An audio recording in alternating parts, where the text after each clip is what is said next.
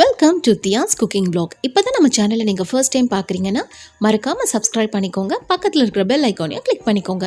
நான் போட போகிற அடுத்தடுத்த வீடியோஸ் உடனுக்குடன் உங்கள் நோட்டிஃபிகேஷனுக்கு வரும். வெல்லத்தை உருக்கி சரியான பதத்தில் வேர்க்கடலையை சேர்த்து கடலை மிட்டாய் எப்படி ரெடி பண்ணலாங்கிறதா உங்களுக்காக நான் செஞ்சு காட்ட போகிறேன். தோல் நீக்கிய வறுத்த வேர்க்கடலை கடைகளில் கிடைக்கிது. 250 கிராம் அளவு எடுத்திருக்கேன். 1 கப். 1/2 கப் வெல்லம், பாகு வெல்லமாக இருந்தால் நல்லது. 125 கிராம் எடுத்துக்கோங்க.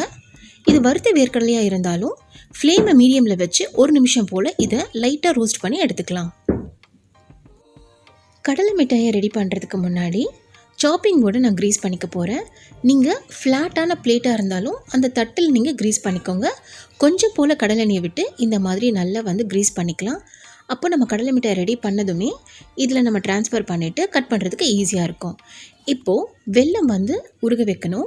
2 டேபிள் ஸ்பூன் போல் தண்ணீரை சேர்த்து இந்த வெல்லத்தை நல்லா மெல்ட் பண்ண விடுங்க. பாகு வெல்லமாக இருந்தால் ரொம்பவே நல்லது.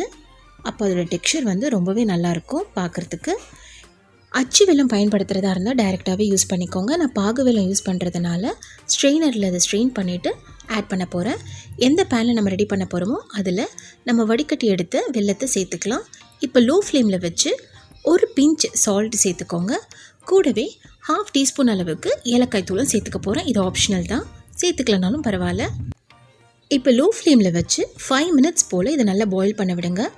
வெல்லம் பார்த்திங்கன்னா கொஞ்சம் கொஞ்சமாக திக்காகிட்டே இருக்கும். இந்த மாதிரி இப்போது கரெக்டாக 3 மினிட்ஸ் ஆயிருக்கு. இந்த டைம் நம்ம செக் பண்ணி பார்க்கலாம் எப்படி இருக்குது அதோட கன்சிஸ்டன்சின்னு. இந்த மாதிரி ஒரு பவுலில் தண்ணி கொஞ்சமாக எடுத்து அதில் ட்ரா பண்ணி விடுங்க வெல்லத்தை. உங்கள் விரல்களால் இதை நீங்கள் உருட்டி எடுக்கும்போது நல்லா கடினமாக இருக்கணும், அதாவது ஹார்டாக இருக்கணும். அப்படி இருந்ததுன்னா கரெக்டான பதம். ஆனால் இங்கே பாருங்கள், சாஃப்டாக தான் இருக்குது. இது கரெக்டான பதம் இல்லை. இந்த ஸ்டேஜில் வேர்க்கடலை சேர்த்துக்கிட்டிங்க அப்படின்னா கடலை மிட்டாய் கிறிஸ்பாக இருக்காது, பிசுபிசுப்பு தன்மையோடு இருக்கும். இன்னும் ஒரு 2 மினிட்ஸ் போல் இருக்கட்டும். எக்ஸாக்டாக 5 மினிட்ஸ் எடுத்துக்கும். இப்போ பாருங்கள் நல்லா திக்காகிடுச்சு. இப்போ நீங்கள் அதே மாதிரி தண்ணியில் விட்டு பாருங்கள். பார்த்து உருட்டி பார்த்தீங்கன்னா நல்லா ஹார்டாக இருக்கும், அதாவது உடைக்கிற தன்மைக்கு இருக்கும். இதுதான் கரெக்டான பக்குவம். இந்த ஸ்டேஜில் நம்ம ரோஸ்ட் பண்ணி வச்சுருக்க வேர்க்கடலையை சேர்த்துக்கலாம். வேர்க்கடலை ஆட் பண்ண உடனே நல்லா குவிக்காக மிக்ஸ் பண்ணிவிடுங்க. ஃப்ளேமையும் ஸ்விட்ச் ஆஃப் பண்ணிவிடுங்க. அவ்வளோதான். இப்போ நம்ம க்ரீஸ் பண்ணி வச்சுருக்கோம் இல்லையா, நான் இங்கே சாப்பிங் போர்டில் க்ரீஸ் பண்ணியிருக்கேன். இப்போ அதுக்கு நம்ம ட்ரான்ஸ்ஃபர் பண்ணிக்கலாம். நீங்கள் பிளேட் யூஸ் பண்ணுறதா இருந்தால் அதில் ட்ரான்ஸ்ஃபர் பண்ணிக்கோங்க. இப்போ இதை நல்லா லெவல் பண்ணிக்கோங்க.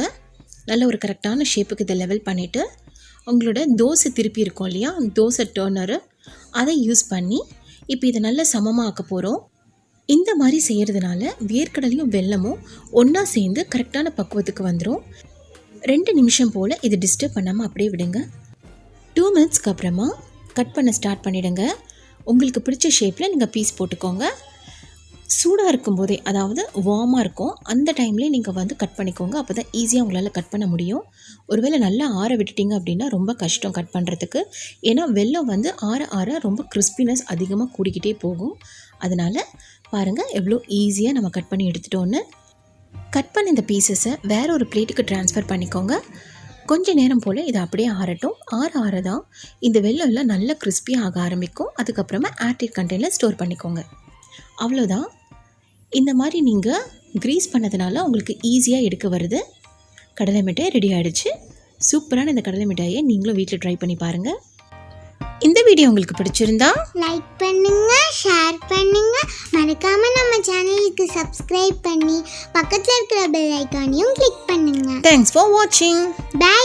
இன்னொரு வீடியோவில் உங்களை எல்லாரும் மீட் பண்ணுறது வரைக்கும் பாய்.